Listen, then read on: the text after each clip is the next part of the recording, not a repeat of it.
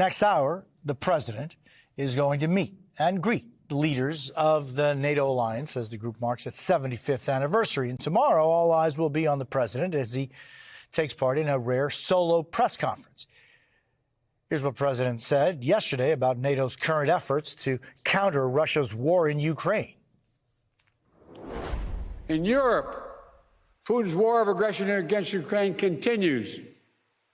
And Putin wants nothing less than Ukraine's total subjugation, to end Ukraine's democracy, to destroy Ukraine's culture, and to wipe Ukraine off the map. And we know Putin won't stop at Ukraine. But make no mistake, Ukraine can and will stop Putin. Joining us now is Richard Stengel, a former Undersecretary of State for Public Diplomacy and Public Affairs and an MSNBC political analyst. Rick, always great seeing you. What do you think President Biden's position is today among his fellow NATO allies with all that we've been seeing domestically? You know, Jose, good morning. Nice to see you. Look, there's a kind of irony because NATO is celebrating its 75th anniversary. It is at its height of power and influence, in large part because of Joe Biden and a guy named Vladimir Putin. And yet at the same time, all of these leaders of NATO countries are worried. They're worried about the existential threat to NATO of a Trump presidency, a man who says that NATO is an anachronism.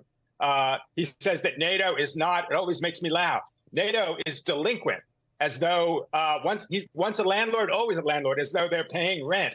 In fact, under Biden, NATO went from 9 countries paying above 2%, which is what it was under Trump, to 23 countries paying above the 2% threshold of defense spending. So Biden has been the most successful, in effect, leader of NATO of anybody in history.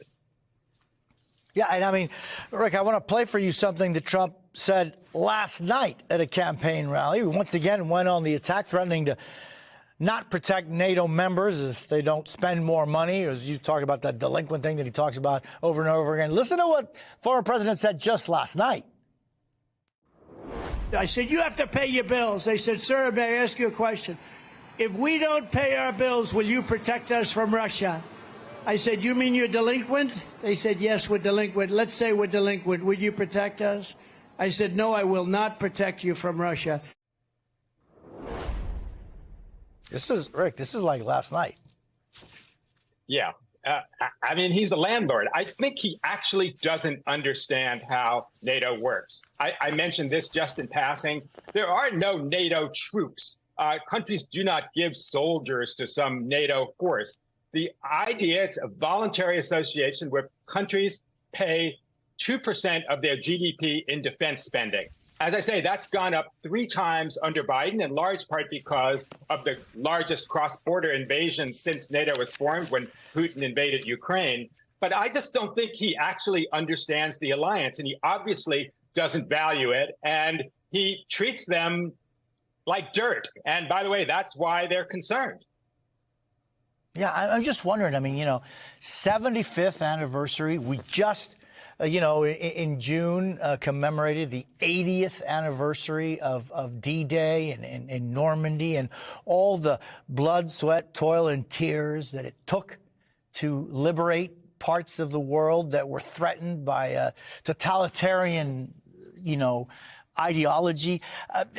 Do we just not learn from history, right?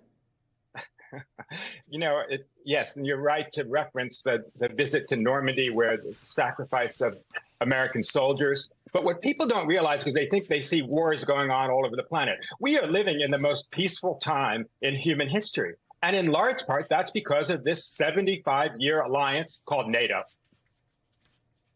Rick Stengel, always a pleasure to see you, my friend. Thank you. Hey there, MSNBC fans. I'm Luke Russert, and be sure to join me, Rachel Maddow, Jen Psaki, Lawrence O'Donnell, Steve Kornacki, Joy Reid, and many more September 7th in Brooklyn, MSNBC Live Democracy 2024. Click on the link for ticket information. We will see you there.